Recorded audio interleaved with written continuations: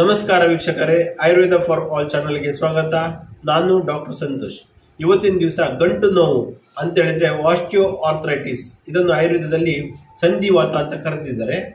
ಇದಕ್ಕೆ ಆಯುರ್ವೇದದಲ್ಲಿ ಒಂದು ಉತ್ತಮವಾದ ಔಷಧಿ ಹೇಳಿದ್ದಾರೆ. ಅದರ ಹೆಸರು ಶಲ್ಲಕ್ಕಿ ಅಂತ. ಈ ಶಲ್ಲಕ್ಕಿ ಅಂದ್ರೆ ಏನು ಮತ್ತು ಇದರ ಮನೆಯಲ್ಲಿ ಮಾಡ್ಕೊಳ್ಬಹುದಾದ ಪ್ರಿಪರೇಷನ್ಸ್ ಯಾವುದು ಮತ್ತು ಎಷ್ಟು ಡೋಸಲ್ಲಿ ತೆಗೆದುಕೊಳ್ಬೇಕು, ಎಷ್ಟು ದಿನಗಳ ಕಾಲ ತೆಗೆದುಕೊಳ್ಬೇಕಂತ ಸಂಪೂರ್ಣವಾಗಿ ಈ ವಿಡಿಯೋದಲ್ಲಿ ನೋಡುವ. ವಿಡಿಯೋನ ಕೊನೆ ತನಕ ನೋಡಿ. ಹೊಸದಾಗಿ ನಮ್ಮ ವಿಡಿಯೋನ ನೋಡ್ತಿದ್ರೆ ಚಾನಲ್ ಅನ್ನು ಸಬ್ಸ್ಕ್ರೈಬ್ ಮಾಡ್ಕೊಳ್ಳಿ. ಸಂಧಿವಾತದ ಚಿಕಿತ್ಸೆ ನೋಡುವ ಮೊದಲು ನಾವು ಸಂಧಿವಾತದಲ್ಲಿ ಲಕ್ಷಣ ಯಾವ ತರ ಇರ್ತದೆ ಅಂತ ತಿಳ್ಕೊಳ್ಳುವ. ಮೊದಲನೇದಾಗಿ ಸಂಧಿವಾತದ ಲಕ್ಷಣ ಯಾವ್ದು ಅಂತ ಹೇಳಿದ್ರೆ ಸಂಧಿಶೂಲ ಅಂತ ಹೇಳಿದ್ರೆ ಜಾಯಿಂಟ್ ಅಲ್ಲಿ ನೋವು ಬರುವುದು. ಅದೇ ತರ ಸಂಧಿಶೋಥ ಅಂತ ಹೇಳಿದ್ರೆ ಜಾಯಿಂಟ್ ಅಲ್ಲಿ ಇಂಪ್ಲಿಮೇಷನ್ ಬರುವುದು ಅಂತ ಹೇಳಿದ್ರೆ ಜಾಯಿಂಟ್ ಬಾತ್ಕೊಂಡಿರುವುದು. ಅದೇ ತರ ಆಕುಂಚನ ಪ್ರಸರಣ ವೇದನ ಅಂತ ಹೇಳಿದ್ರೆ ಮೂವ್ಮೆಂಟ್ ಮಾಡುವಾಗ ನೋವು ಬರುವುದು. ಮತ್ತೊಂದು ಮುಖ್ಯ ಲಕ್ಷಣ ಹಂತಿ ಸಂಧಿ ಅಂತ ಹೇಳಿದ್ರೆ ಹಂತಿ ಸಂಧಿ ಅಂತ ಹೇಳಿದ್ರೆ ಚಲನೆ ಕಡಿಮೆ ಆಗುವುದು, ರಿಸ್ಟ್ರಿಕ್ಷನ್ ಆಗುವುದು, ಮೂವ್ಮೆಂಟ್ ಸರಿಯಾಗಿ ಬಾರದೇ ಇರುವುದು. ಇದೆಲ್ಲ ಸಂಧಿವಾತದ ಲಕ್ಷಣವಾಗಿದೆ. ನೋಡಿ ವೀಕ್ಷಕರೇ, ಶಲ್ಲಕ್ಕಿ ಅಂದ್ರೆ ಈ ತರ ಇರ್ತದೆ. ಇದು ರೆಸಿನ್, ಮರದ ರೆಸಿನ್ ಅಂತ ಹೇಳಿದ್ರೆ ರಸ, ತೊಗಟೆಯಿಂದ ಬರುವ ರಸ.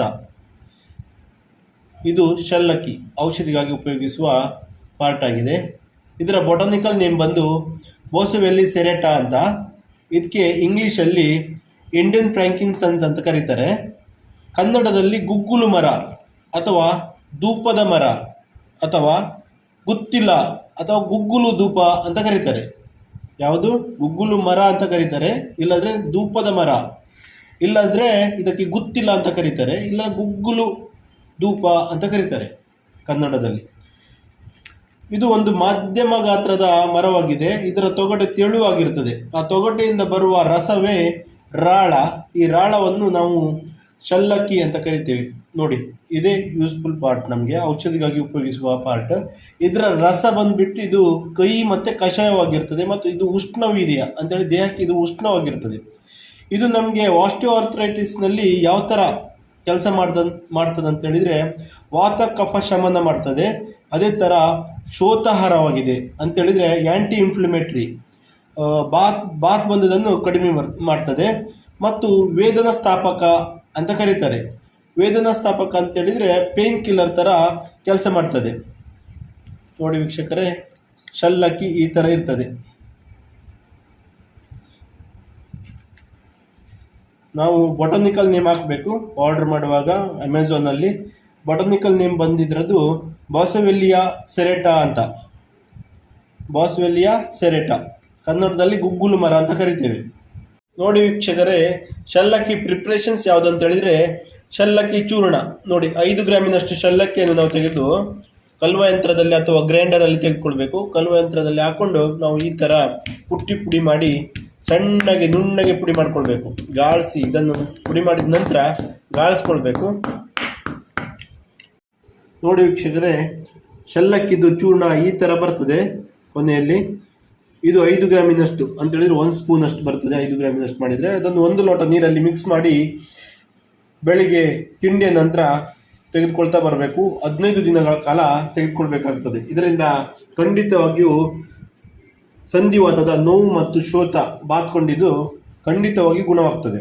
ನೋಡಿ ವೀಕ್ಷಕರೇ, ಶಲ್ಲಕ್ಕಿಯ ಮತ್ತೊಂದು ಪ್ರಿಪರೇಷನ್ ಶಲ್ಲಕ್ಕಿ ಕಷಾಯ. 5 ಗ್ರಾಮಿನಷ್ಟು ಶಲ್ಲಕ್ಕಿಯನ್ನು ತೆಗೆದುಕೊಂಡು ನಾವು ಪುಡಿ ಮಾಡ್ಕೊಳ್ಬೇಕು.